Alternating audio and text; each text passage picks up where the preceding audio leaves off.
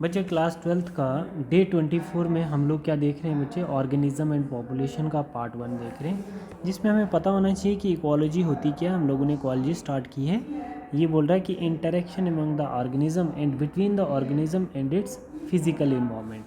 ठीक है बच्चे, उसको हम लोग क्या बोलते हैं, इकोलॉजी बोलते हैं। देखो, ecology is a concern with 4 level of biological organisation.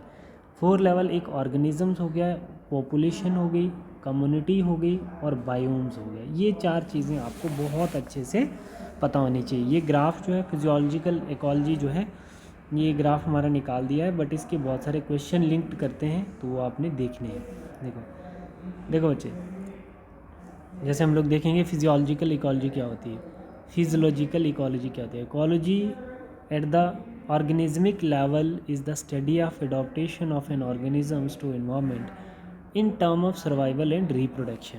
ठीक है बच्चे, the rotation of earth and the tilt, tilt होता है ऐसे करना, रोटेट करना, ठीक है, tilt, rotation of earth and the tilt of its axis cause annual variation in temperature and season. Major biome desert, rainforest, tundra, etc. found due to variations and precipitation, rain and snow.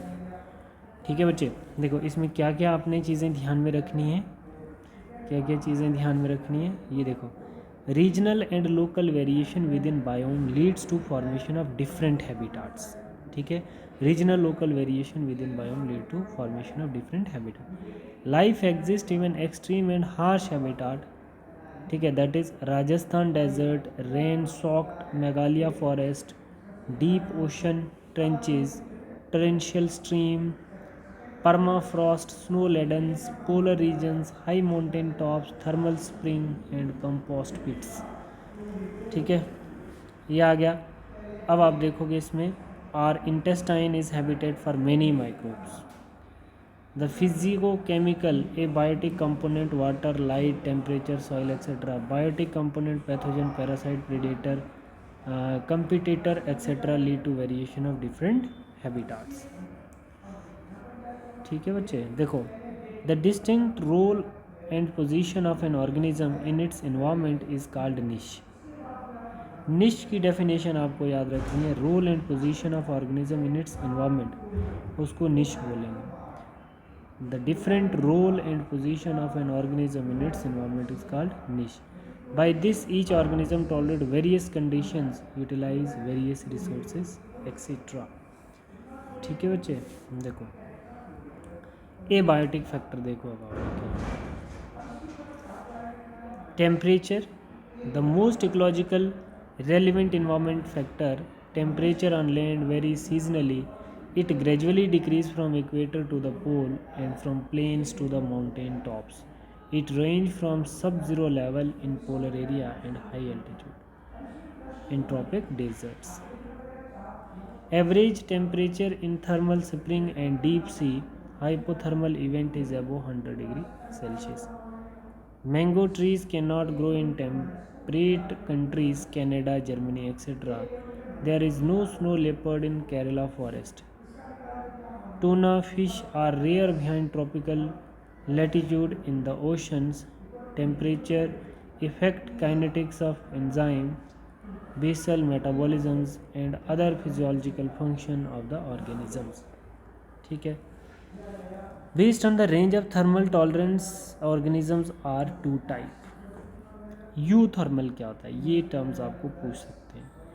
ठीक है, यूथर्मल क्या होता है, they can tolerate a wide range of temperature. ऐसे organism जो tolerate कर सकते हैं हाई टेम्परेचर को, उसको हम लोग यूथर्मल्स कहते हैं। फिर आपके पास आता है बच्चे स्टीनोथर्मल। क्या होता है, स्टीनो का मतलब होता है salt. They are tolerate only narrow range of temperature. ठीक है, दे कैन टॉलरेट ओनली, जो कम टेम्परेचर को टॉलरेट कर सकते हैं वो स्टीनोथर्मल होते हैं, और यूथर्मल होते हैं जो हाई टेम्परेचर को टॉलरेट करते हैं। ठीक है बच्चे, steno can tolerate only narrow range of temperature. Water, it is the second most important factor. Desert organisms have special adaptation to limited water. Productivity and distribution of plant is depend on water. The aquatic organisms, water quality, pH, chemicals composition is important. The salt concentration, salinity in part per 1000 is less than 5 in land water, 30 to 35 in the sea and less than 100 in some hypersaline lagoons. जो high salt concentration में रहते हैं उनको hypersaline lagoons कहते हैं. Based on the tolerance salinity, organisms are of two type. बच्चे हमने यूरोहेलाइंस और स्टीनोहेलाइन. यूरोहेलाइंस होंगे बच्चे tolerate wide range of salinity और स्टीनोहेलाइंस होते हैं tolerate only narrow range of salinity. हम लोगों ने कितनी टर्म्स यहाँ पर देखी. यूथर्मल्स, सबसे पहला पॉइंट हमने क्या देखा इसमें, सबसे पहला पॉइंट हमने इसमें देखा यूरीथर्मल. एक हमने क्या देखा इसमें, यूरीथर्मल्स देखा हमने.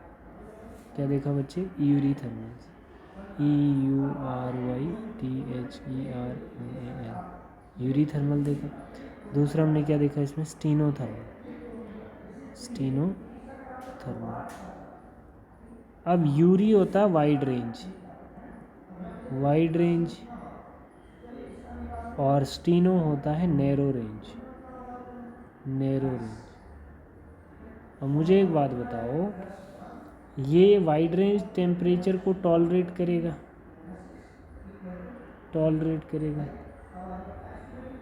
टेम्परेचर को टॉलरेट करेगा.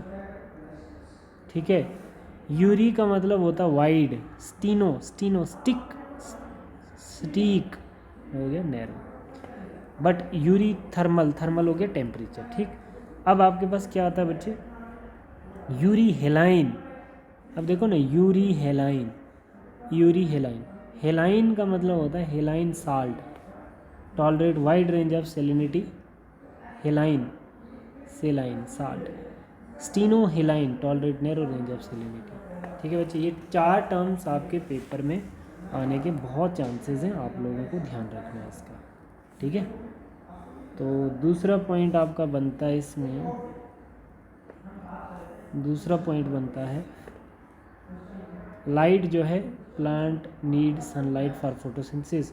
Small forest plant herb shrubs are adapted to photosynthesize optimally under very low light because they are overshadowed by tall canopied trees. ठीक है, ऐसी होती है टॉल कैनोपी ट्रीज, ऐसी कैनोपीज होती है. ठीक है, टॉल कैनोपीज ऐसे. ठीक है. Many plants depend on sunlight for photoperiodisms, that is flowering plants. Many animals are diurnals and seasonal variations in light intensity and photoperiod for timing their foraging, reproductive and migratory activities. देखो बच्चे, sun is the ultimate source of light and temperature on land. Deep, more than 500 meter in the oceans, the environment is dark and there is no energy available from सन. ठीक है बच्चे, तो यहाँ तक आप लोग देख लेना. इसको हम लोग नेक्स्ट वीडियो में डिस्कस करेंगे. Thank you.